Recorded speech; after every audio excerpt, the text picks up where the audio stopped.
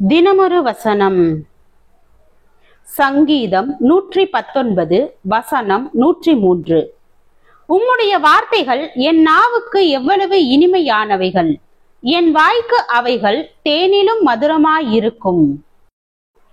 விளக்கம். நான் ஒரு சிறுவனாய் இருந்தபோது கிரிக்கெட் விளையாட்டை வெறுத்தேன்.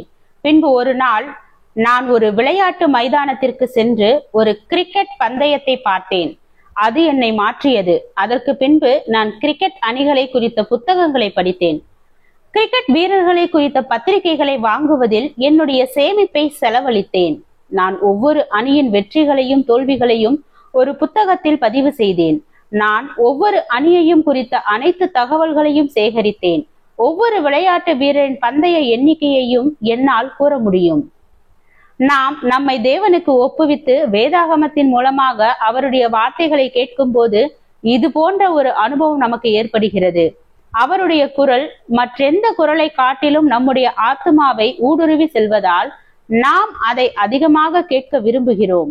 நாம் வேதாகமத்தில் உள்ள புதையல்களை கண்டுபிடிக்க துவங்கும் போது தேவன் தம்முடைய குமாரனாகிய இயேசு கிறிஸ்துவின் மூலமாக நமக்கு அளிக்கும் அனைத்து ஆசீர்வாதங்களையும் குறித்து நாம் அறிய விரும்புகிறோம். வேதாகமத்தின் சில பகுதிகள் நாம் புரிந்து கொள்வதற்கு கடினமாக காணப்பட்டாலும் நமக்குள்ள புதிய ஊக்கத்தினால் அவை தடை கற்களுக்கு பதிலாக ஆனந்தமான சவால்களாக மாறுகின்றன. எழுதப்பட்ட வார்த்தையாகிய வேதாகமத்தின் உயிரோட்டத்தை காண்பதற்கு ஜீவனுள்ள வார்த்தையாகிய இயேசுவுக்கு உங்களுடைய இருதயத்தை திறக்க வேண்டும். அது உங்களுடைய வாழ்க்கையை மாற்றும்.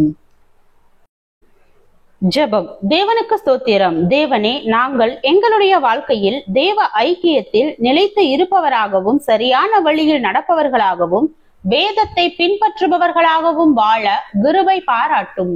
ஆமென்.